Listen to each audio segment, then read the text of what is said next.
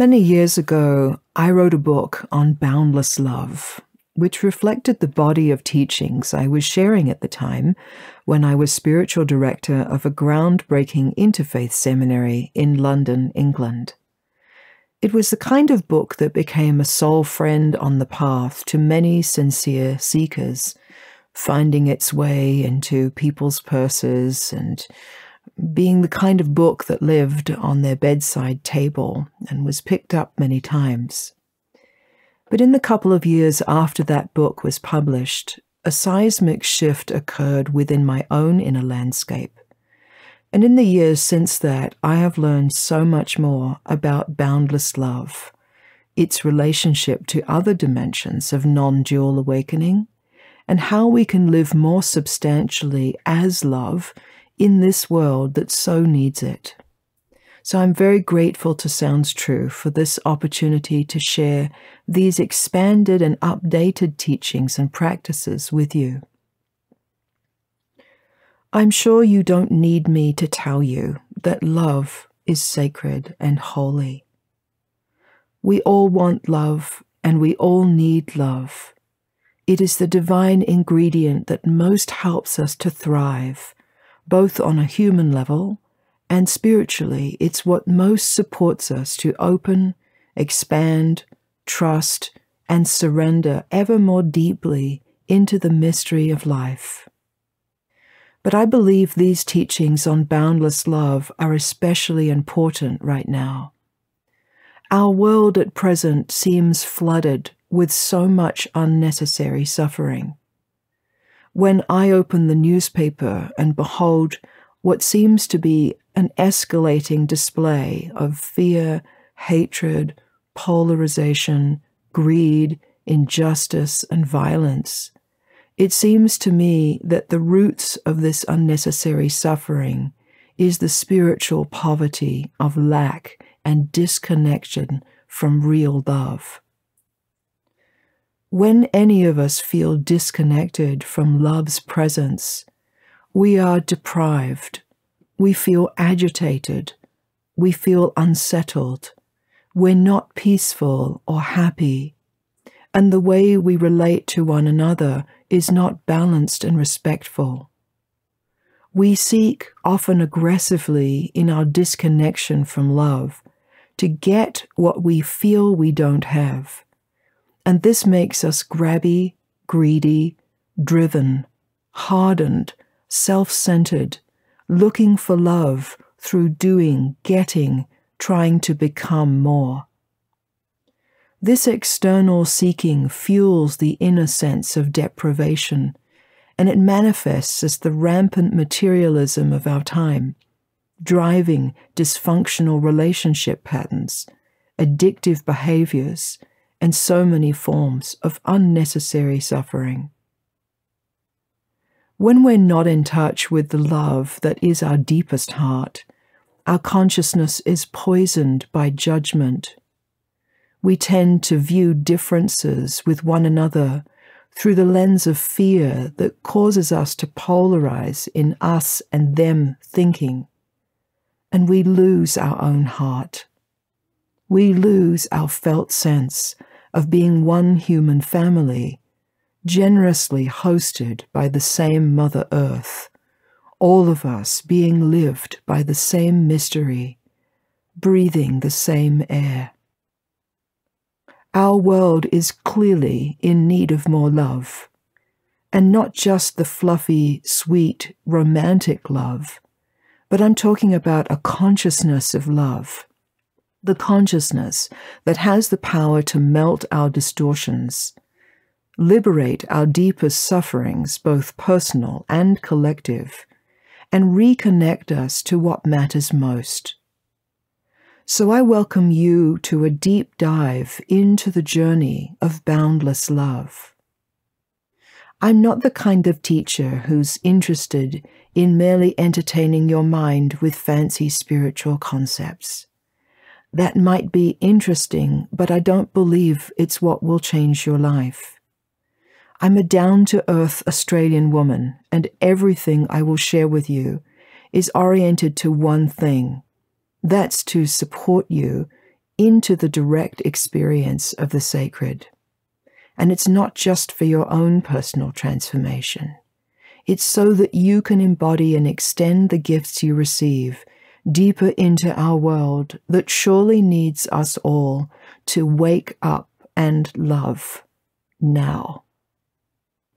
I must warn you, though, that the work of Boundless Love is not all sweetness and light. It wants to transform your hurt, your history, your fear and distortion, and all of the things I'm sure you wish you could just transcend. But if there's one thing I've learned on my 3 decades of guiding others on the path, it's that real transformation calls us in and through the crucible of our human challenges, of our deepest questions as well as our yearnings. And as we learn to surrender into the curriculum of our lives as they are, even opening towards things that feel painful or tender or vulnerable, we are transformed by a grace deeper than our mind.